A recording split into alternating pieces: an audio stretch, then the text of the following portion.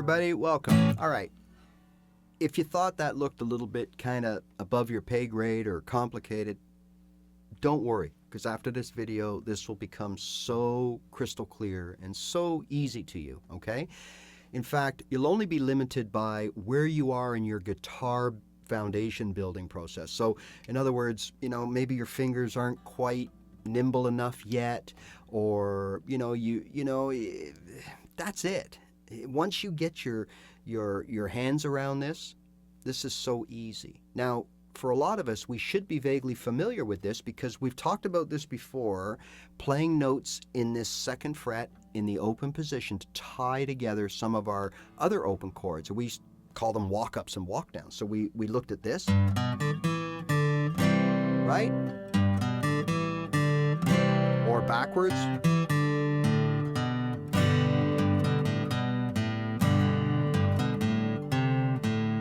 Various ways that we can walk between two chords.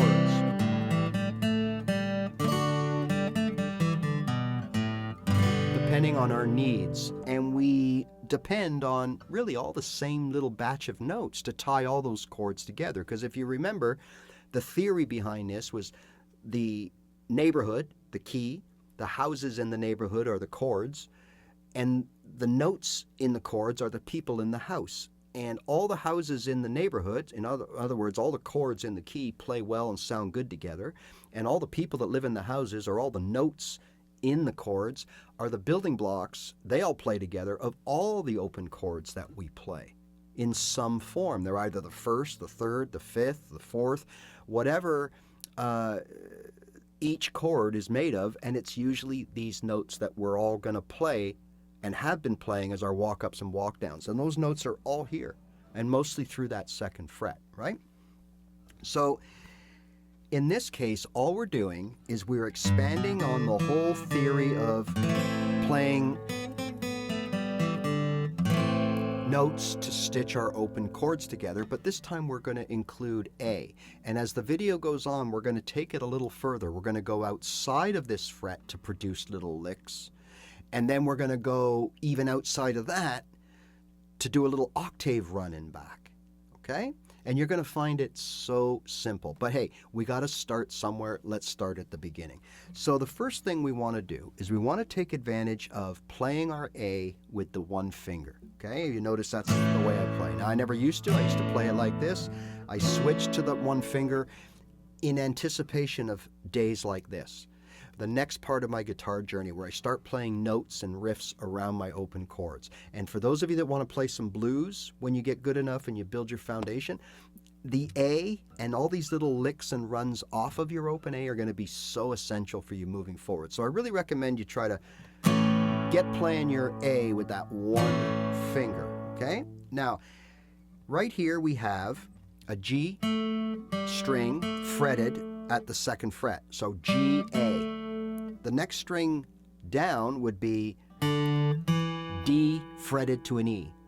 And then here we have an A, which is the root of the A chord, fretted to a B, right? So for now, we're going to just use strings 3 and 4, right? So that's G and D, and we're going to use them both fretted and open, okay? Now, these are also 2 of the 3 chords that are strings that we fret for our A, okay? So let's start here. Now, you don't have to copy what I'm doing.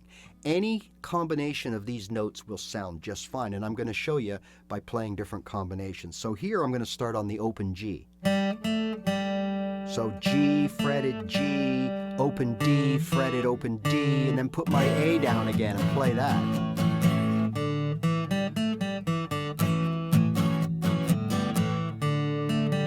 Now I'm going to play a different. So there's your first part of this, right?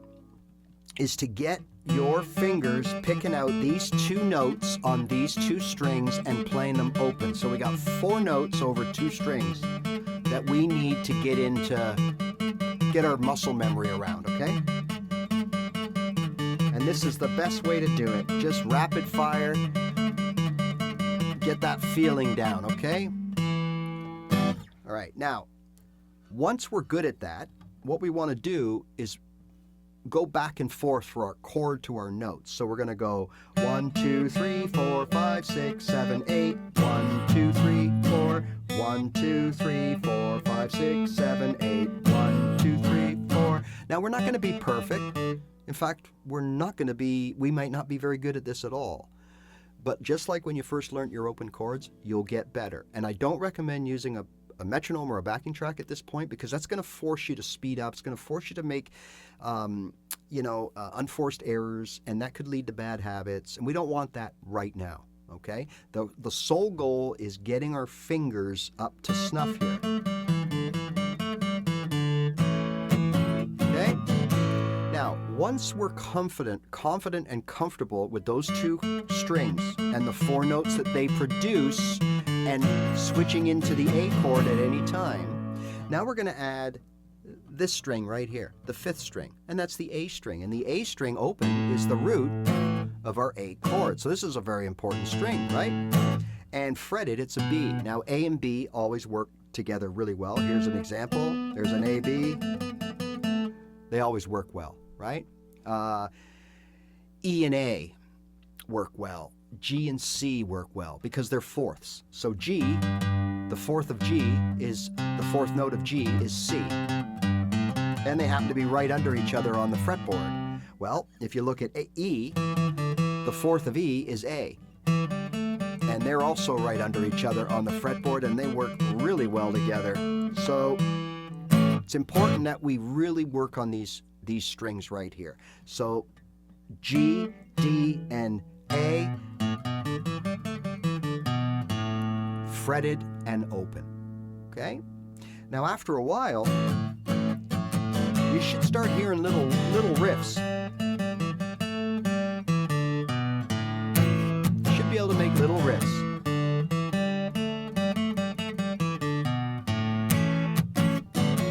Okay? All right. Now at that point, now we can start branching out. So we now know that we can play our 3 strings here, 6 notes. We can comfortably switch to and from an A chord, okay? We can also incorporate other chords.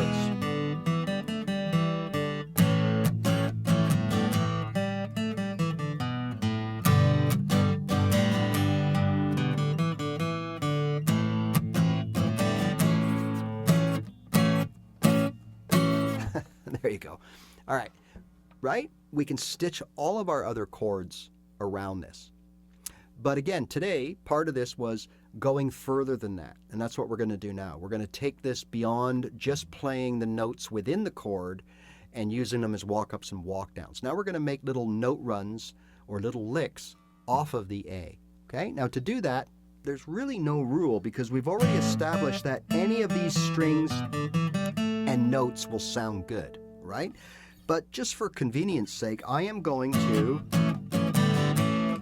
take this E note right here. So I'm playing, and I'm just going to slide up to the B and back.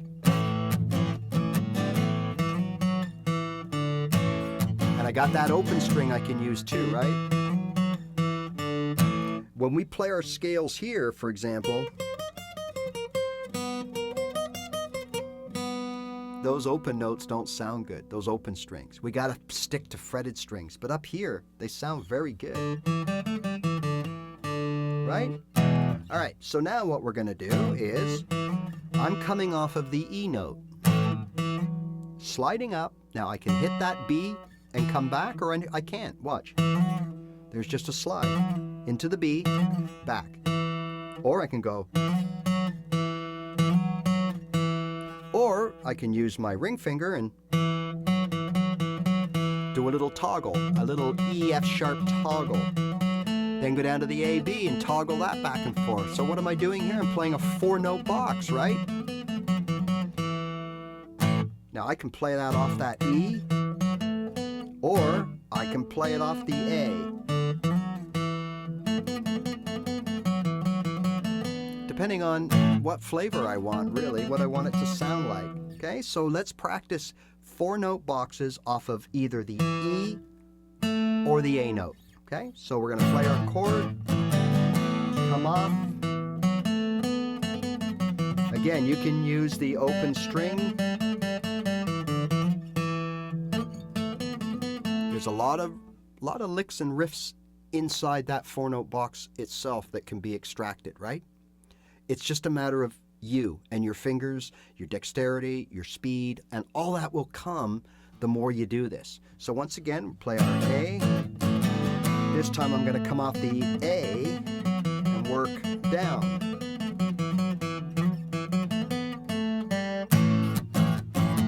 There's another little combination we can do. So your second exercise here would be to practice your little 4-note boxes using either the E as the starting point, okay, or the A. Now you're not limited to what you do here.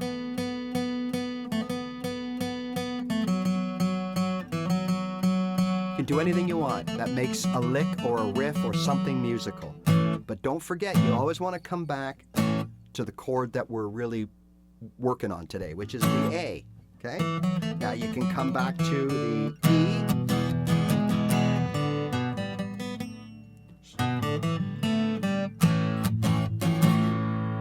to the A. I mean, there's so many possibilities that you can do here, right? So the other thing is now we're going to take it one more level, okay? And that is basically to the octave and back. So this is our A root, or here, of our A chord. So there's my A, there's my A. Now I can do the same thing here as I did in this 4-note box, which is just be free to create. I'm not bound by any amount of notes. I'm only bound by the music I'm playing to, that I'm doing this to. And that's where the backing tracks come in later, once you have established your dexterity, right? And you know your way around here. So what we can do then is, remember going over the border, so there's our A, B, over the border, and that would be a D, E, G, A. There's our octave A. Maybe we want to play around with that. We can even do a little slide up to, remember there's a B, and we already know that A to B sounds good there, so it's going to sound good there too.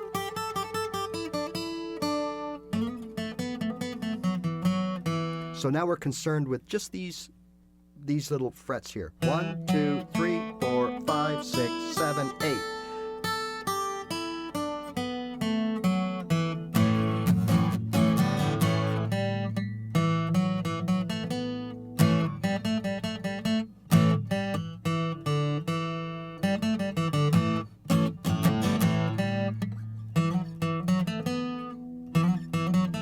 Takes a little bit, right? You got to get, you got to get everything together. But that's how easy this is. This is not difficult at all.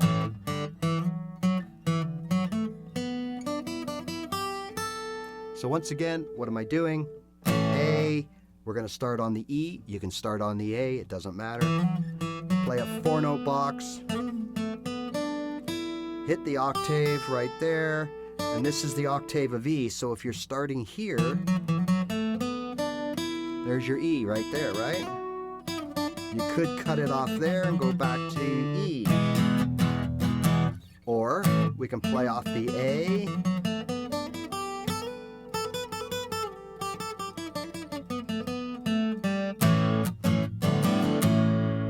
All right, look. All this is practice. That's all it is. That's the only difference between what you're seeing here and this here.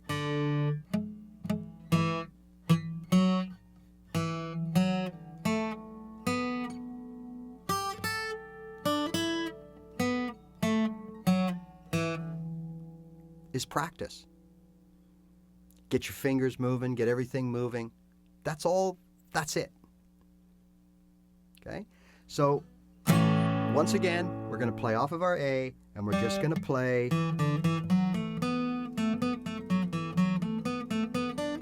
number of notes in succession that belong together.